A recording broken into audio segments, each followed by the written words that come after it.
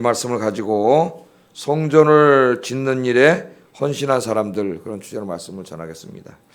오늘은 이제 이 돌아온 사람들이 돌아온 지 몇 년 됐어요. 2년 둘째 달이 됐을 때, 그러니까 이제 그 다음 해죠. 다음 해 둘째 달에 실제로 이제 성전을 짓는 겁니다. 근데 어제 우리가 공부했듯이 실제로 이제 성전을 짓기 전에 먼저 뭐를 했어요? 거기 와가지고 임시로 제단을 쌓았죠. 제단을 쌓고 예배를 드리기 시작했습니다. 초막절에. 그래서 초막절 예배를 드리면서 이제 이 모든 예배를 다 회복했다 그랬어요. 상번제를 회복해서 아침 저녁으로 번제를 드리고 또 안식일 예배를 다 회복하고 월상 예배, 절기 예배, 하나님이 예배 드리라고 한 성경 말씀 그대로 예배를 다 회복했습니다. 그래서 여러분의 삶 속에도 하나님의 말씀대로 예배가 회복되는 삶이 되기를 주의 이름으로 축복합니다. 이 예배를 자꾸 드리니까 어떻게 되겠어요? 예배를 드릴 때 기도하고 찬송을 부르고 하나님 말씀을 듣고 이렇게 하면서 그들의 뭐가 살아나요? 심령이 살아나죠. 심령이.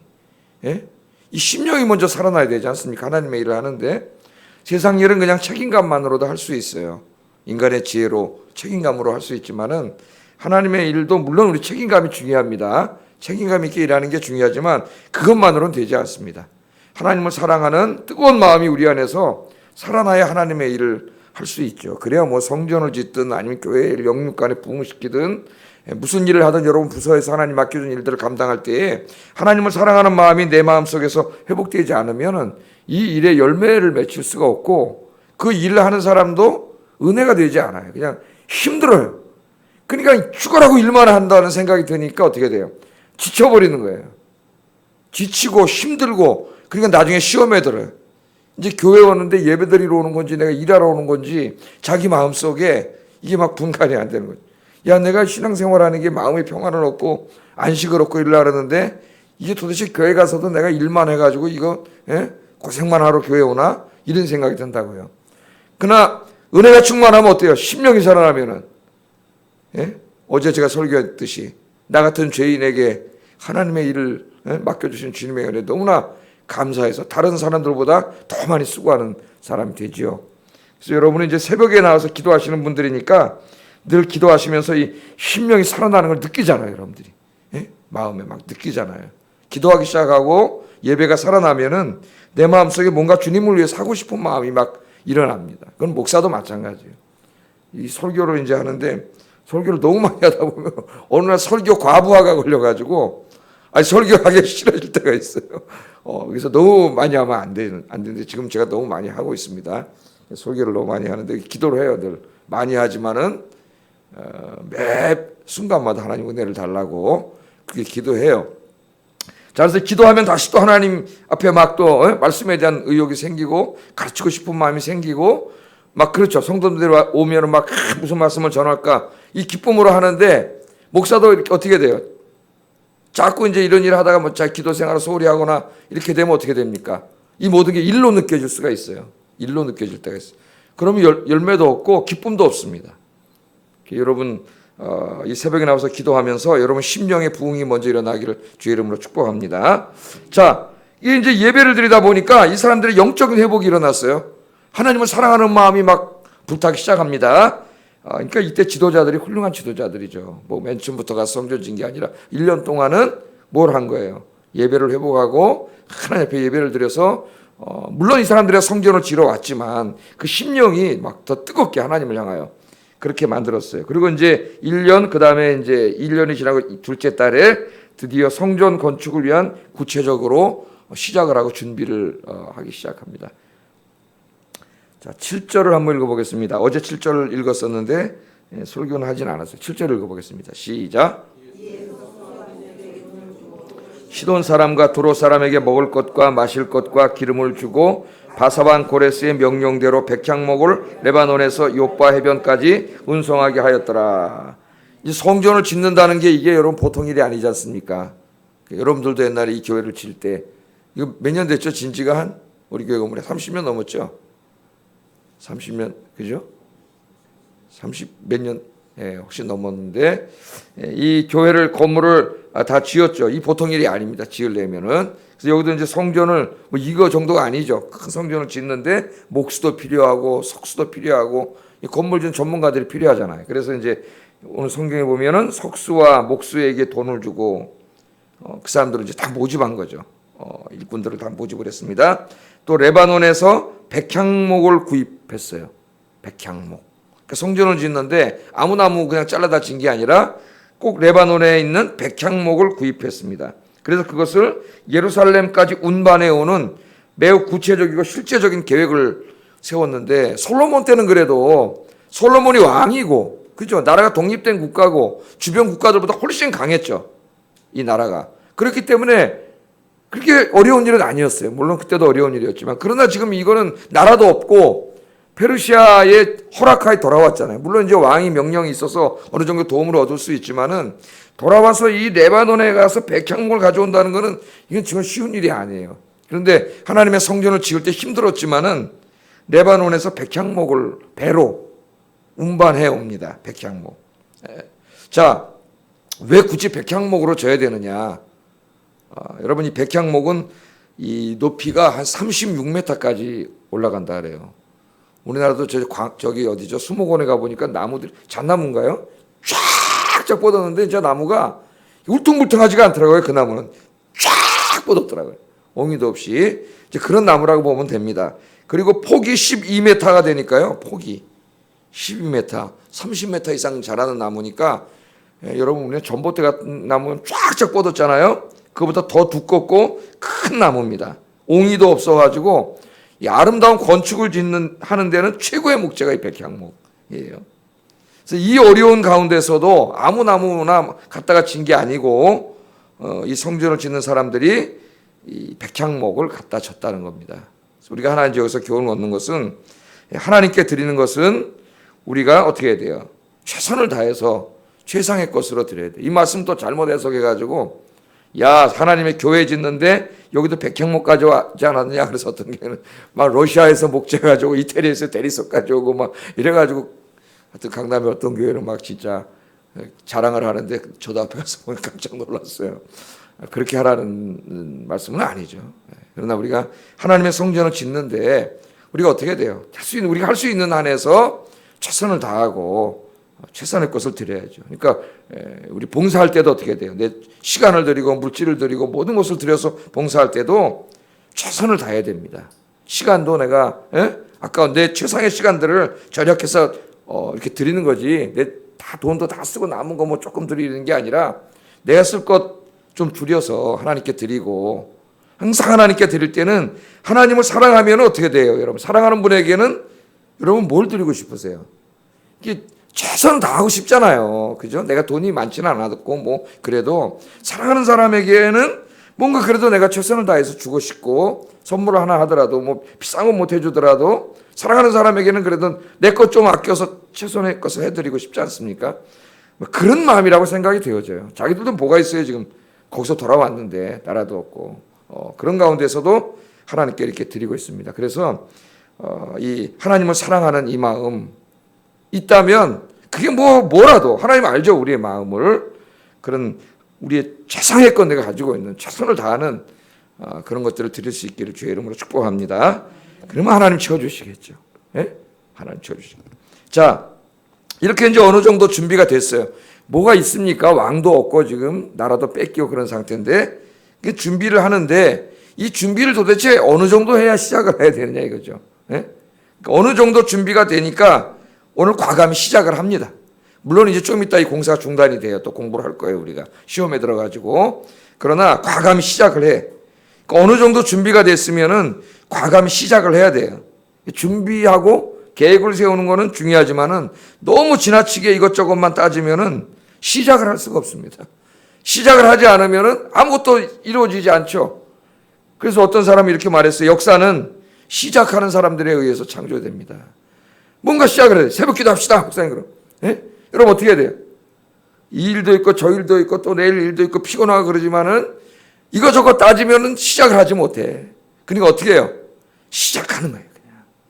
시작하면 하나님이 힘도 주시고 능력도 주십니다. 그래서 어느 정도 되니까 그냥 시작을 했어요.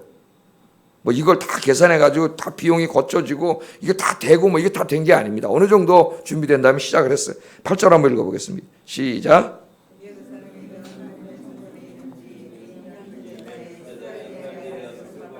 요사닥의 아들 예수아와 다른 형제 제사장들과 레위 사람들과 무릇 사로잡혔다가 예루살렘에 돌아온 자들이 역사를 시작하고, 시작 안 하고 회의만 하면 되겠어요, 안 되겠어요?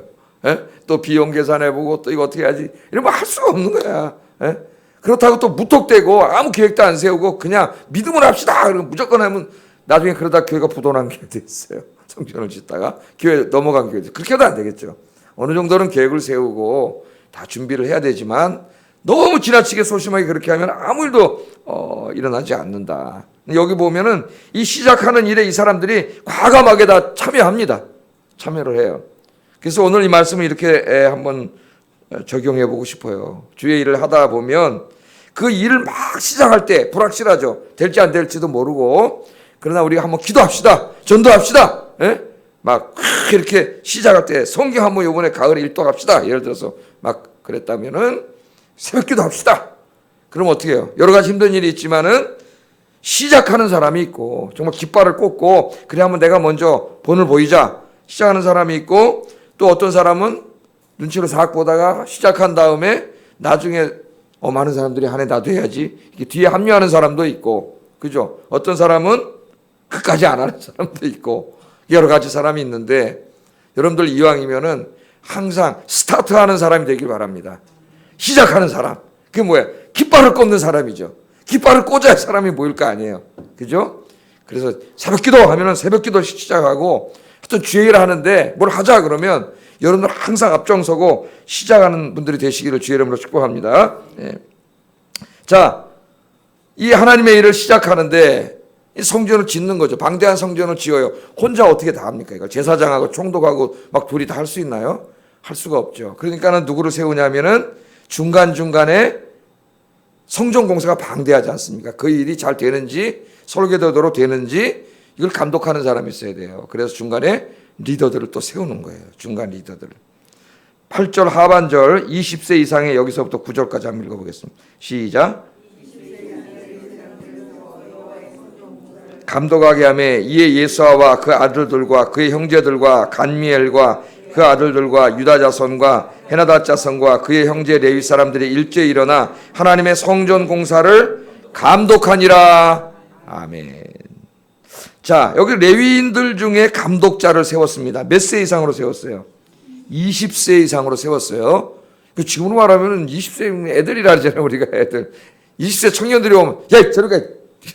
어른들이 다 하는데 20세 이상으로 세웠습니다. 민수기 8장 24절에 보면은 성전에서 일하는 레위인들은 원래는 25살부터예요. 25살부터. 민수기 8장 24절에 보면 레위인은 이같이 할지니 곧 25세 이상으로는 회막에 들어와서 봉사에 일할 것이요. 그러니까 교회에서 성전에서 이렇게 일을 하는 레위인들을 뽑을 때 25살로 나이를 정했습니다. 우리 이제 현대교회는 25살이라는 기준은 없죠.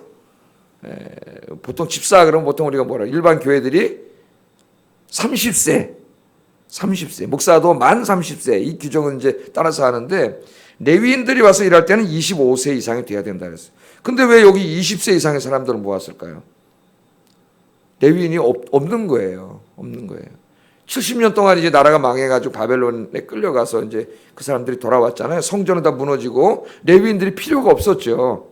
그러니까 레위인들이 이제 지네 할아버지가 레위인이고 저 아버지 레위인이고 자기 이제 이게 대가 물려왔는데 성전은 없으니까 뭐 레위인 역할을 안 했죠. 70년 동안.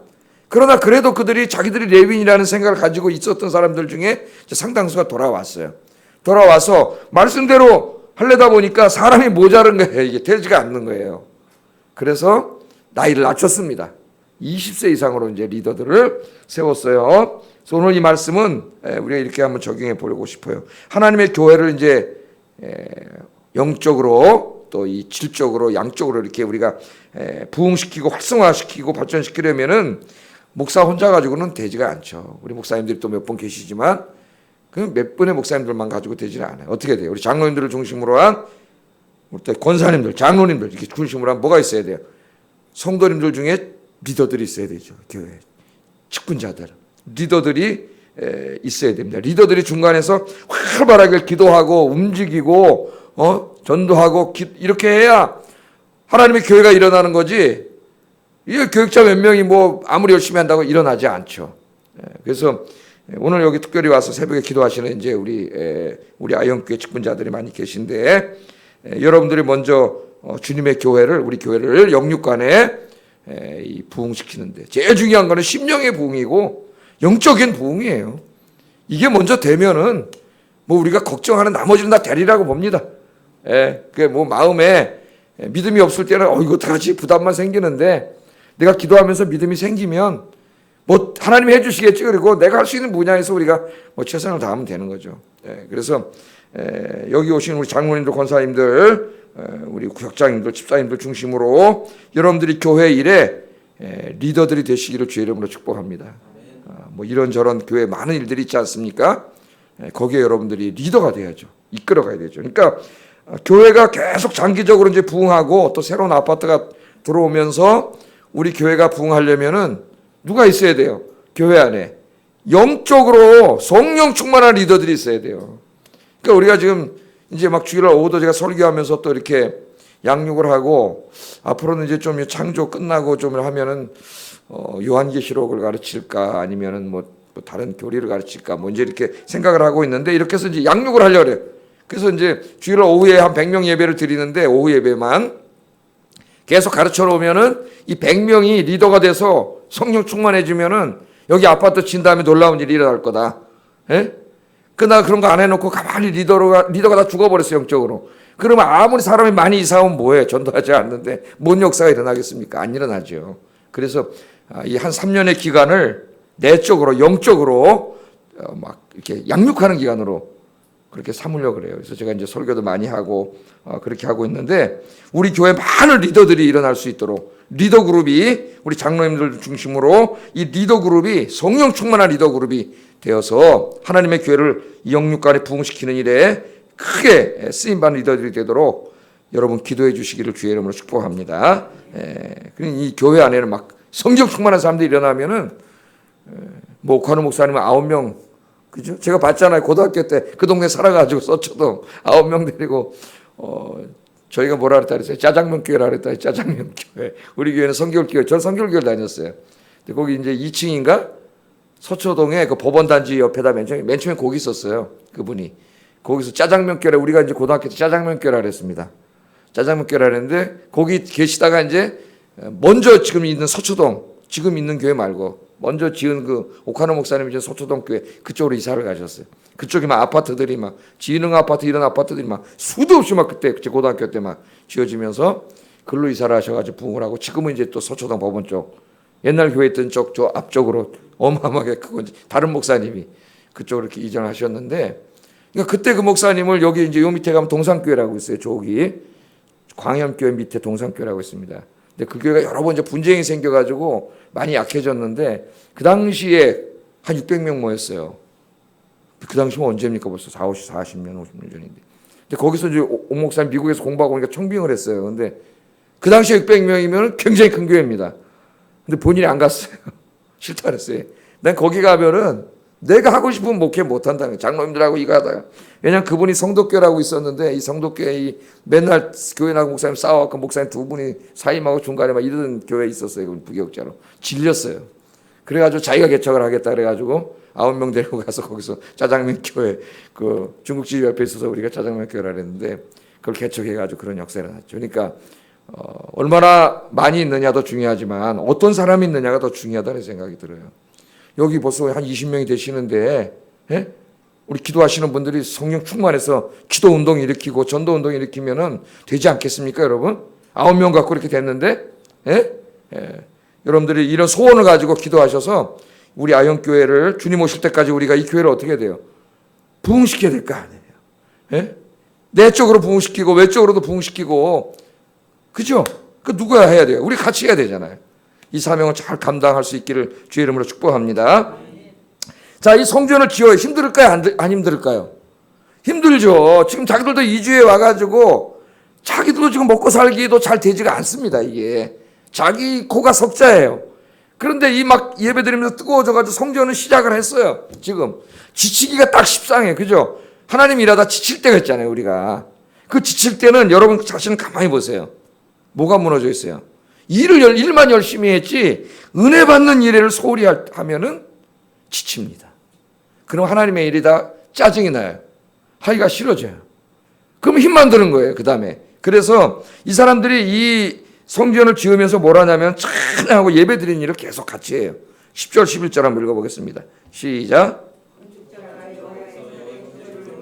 제사장들은 예복을 입고 나팔을 들고 아삽 자손 레위 사람들은 제금을 들고 서서 이스라엘 왕 다윗의 규례대로 여호와를 찬송하되 찬양으로 화답하며 여호와께 감사하여 이르되 주는 지극히 선하심으로 그의 인자하심이 이스라엘에게 영원하시도다 하니 모든 백성이 여호와의 성전 기초가 놓임을 보고 여호와를 찬송하며 큰 소리로 즐거이 찬송을 불렀다는 얘기.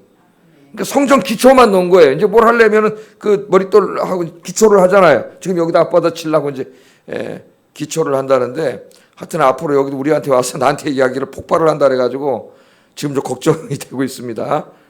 좀 김소장님 이제 그런 일을 많이 하시니까 목사님 좀 걱정이 됩니다. 폭발을 하면 이게 건물이 이제 막 울릴 수도 있고 그날 집에 갔더니 또 그 텔레비전에서 그 분쟁이 생겨가지고 폭발하다가 옆에 있는 절간 뭐 건물에 막 금이 가고 막 쩍쩍쩍 막 이런 일들이 생겨갖고 그런 일도 생겨요. 자, 이 공사를 기초 공사를 하듯이 이제 기초를 놨는데 그 기초를 놓으면서 뭘 하고 있어요? 모든 백성들이 모여서 여호와의 규례대로 여호와를 찬송하고 예배를 드리는 일을 소홀히 하지 않습니다. 성전 빨리 져야지 매일 가서 그만하지 않고 같이 뭘 하는 거예요? 마음의 성전이 무너지지 않도록 계속 예배와 찬양을 드리는 거예요. 그런데 오늘 여기 말씀해 보면은 모세의 규례대로 그래야 되는데 모세의 규례대로라고 하지 않고 다윗의 규례대로 여호와를 찬송했다 그래요. 다윗은 모세가 아니잖아요. 왕이잖아요. 정치인이에요. 그런데 다윗의 규례대로 여호와를 찬송했다 그래요. 왜 그랬을까요? 모세의 규례에는 찬양이 없습니다. 그런데 이 제사에 이 하나님께 드리는 예배의 찬양의 요소를 끌어들인 사람이 누구예요? 다윗이에요. 다윗. 그래서 다윗은 왕이 된 다음에 뭘 만들었어요? 찬양대를 만들었죠. 악기를 다룰 수 있는 찬양대를 무려 4,000명을 4,000명 찬양대를 만들어가지고 매일 상번제를 드려야 되니까 돌아가면서 순번제를 어떻게 하게 됐어요? 찬양을 하게 했죠. 그러니까 이 어떻게 보면 지루할 수 있습니다. 예배가. 이 예배의 찬양의 요소를 끌어들임으로써 이 예배를 더 어떻게 해요? 은혜롭게 만든 사람이 다윗이에요. 하나님 그걸 인정해 주시는 다윗의 규례대로 찬송을 해요. 그래서 우리가 금요일 날은 뭘 많이 불러요? 우리 찬양을 많이 부르잖아요. 30분 찬양을 부르면 어때요? 은혜가 되죠. 마음이 다 열리고 근심 걱정이 다 사라지고 또 기도회 하는 가운데도 찬송 부르고 기도하면은 기도도 잘 되고 그러지 않습니까? 그래서 이 사람들이 일만 했다면 지칠 텐데 일을 하면서 뭘 했어요? 계속 마음의 성전을 짓고 은혜 받는 일을 계속했다는 거예요. 그러니까 이 성전을 지으면서도 항상 은혜가 넘쳤어요. 12절 13절 한번 읽어보겠습니다. 12절 13절 시작.